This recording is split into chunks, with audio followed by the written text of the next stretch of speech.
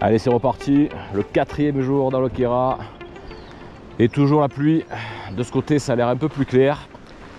Mais les sites météo, tous s'accordent à dire qu'aujourd'hui, il fera pas beau. Donc là, c'est parti pour monter sur la colette de Gilly. 800 mètres des plus en peu de kilomètres, une des plus grosses montées du parcours. Je profite de parler maintenant parce que voilà, 7 km 4 pour arriver à la crête, 3 heures de montée. C'est parti, une bonne nuit en refuge à la Monta, un petit gîte qui accueille à peu près une quarantaine de personnes. On a bien mangé, on s'est bien reposé, on a pu faire sécher tant bien que mal les affaires. Et là c'est reparti, personne devant pour l'instant, ça va suivre derrière. Allez, je crois que je vous reprends une fois que je suis en haut sur la crête.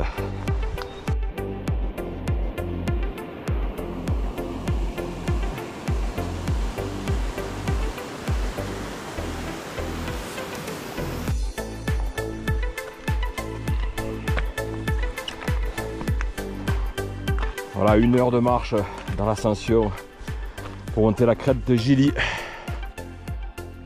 Un petit point de vue, une ouverture sur la vallée avec Ristolas là-bas en bas.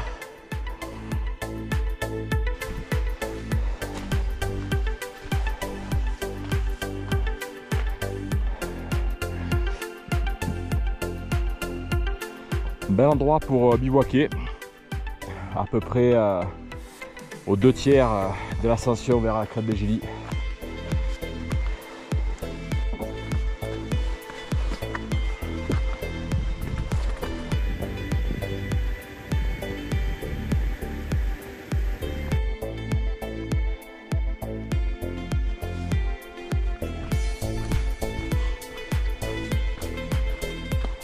Un bon replat qui fait du bien là dans cette ascension. La pluie a cessé, ça c'est une bonne chose. Le brouillard a l'air de monter également, hein. Donc on avance avec une bonne visibilité. Je suis seul là sur ce tronçon, j'entends parler derrière moi. Devant les 2 compagnons de ces derniers jours, eux, ils ont un rythme plus élevé, ils doivent être déjà sur la crête. Ouais, aujourd'hui, je me sens plutôt bien. Les jambes, de toute façon, depuis le début, elles sont là. C'est un peu le cardio qui me manque par moment. Donc je ralentis, je monte au train. Pour éviter d'être trop essoufflé.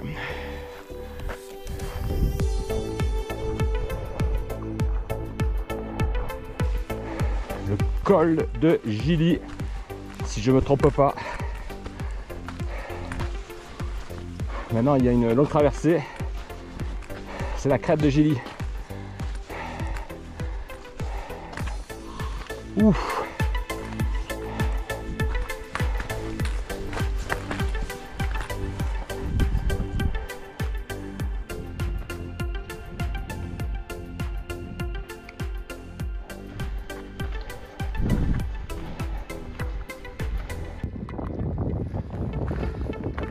Crête de Gilly.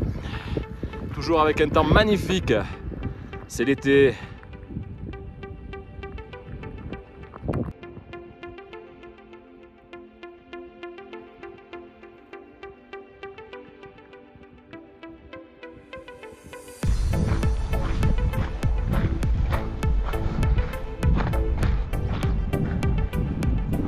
En bas dans la vallée Val-Prévert, ma destination d'aujourd'hui.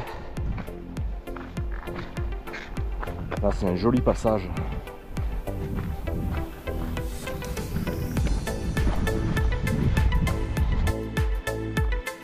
Là dans la vallée, on voit Abriès. Et en fait, il y a la route qui s'enfonce vers Château Queyras. Et l'étape d'après-demain qui monte à droite vers le Grand Laos. Et le Malriff.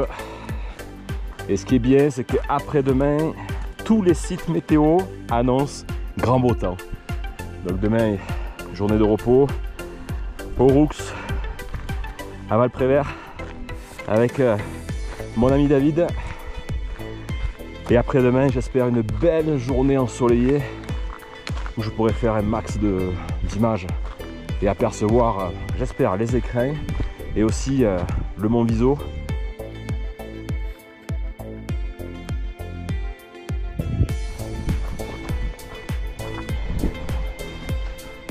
C'est parti pour la descente depuis la Colette de Gilly vers Val-Prévert. Il y a des beaux alpages là, bien verdoyants. J'ai entendu siffler des marmottes. J'espère en apercevoir. Et là c'est très souple la descente. Souple sur les genoux. Bons appuis pour pas déraper. Et se prendre une petite chute.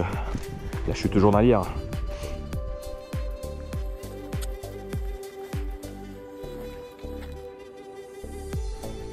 Voilà, à peu près un quart d'heure en dessous de la Colette de Gilly en descendant vers le Roux et Val-Prévert.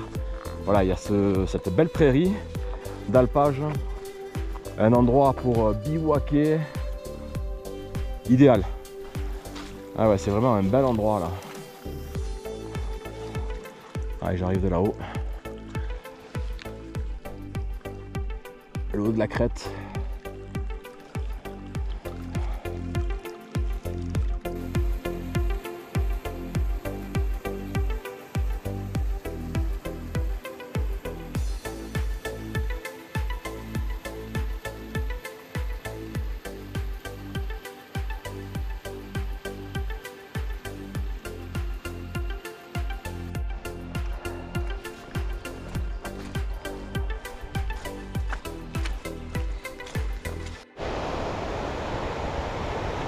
La descente par ce petit sentier vers Val-Prévert, ça dégouline des collines et de la montagne, de l'eau de partout là. Ça, j'ai abandonné l'idée de rester les pieds au sec. Tout à l'heure il a fallu que je traverse carrément un torrent à pied, alors pas comme ça quand même, hein.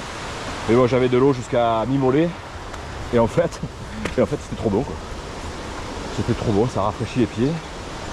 Puis je sais qu'en arrivant je vais pouvoir sécher tout ça et prendre une douche. Allez, un passage sur passerelle sur le torrent que je viens de longer en descendant de la Colette de Gilly. Et ce torrent, c'est le torrent d'Urine. Ouais. Ici il y a pas mal de cascades appelées cascades de la Pisse, mais là c'est le torrent d'Urine, mais c'est de la belle eau claire.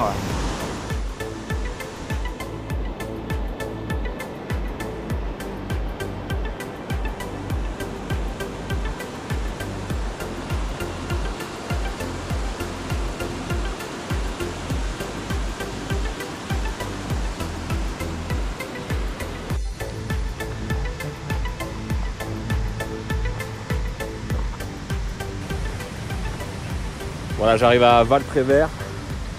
Maintenant le but ça va être de rechercher le chalet de David. Il m'a dit à la fontaine.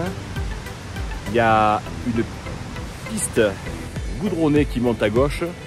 Et il y a le chalet avec le trafic garé devant. Allez, on va essayer de trouver.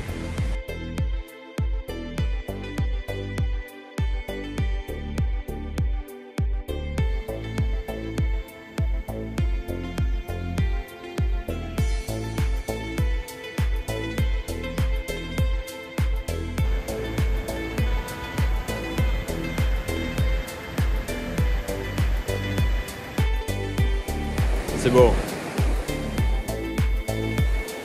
J'ai trouvé. Et l'accueil.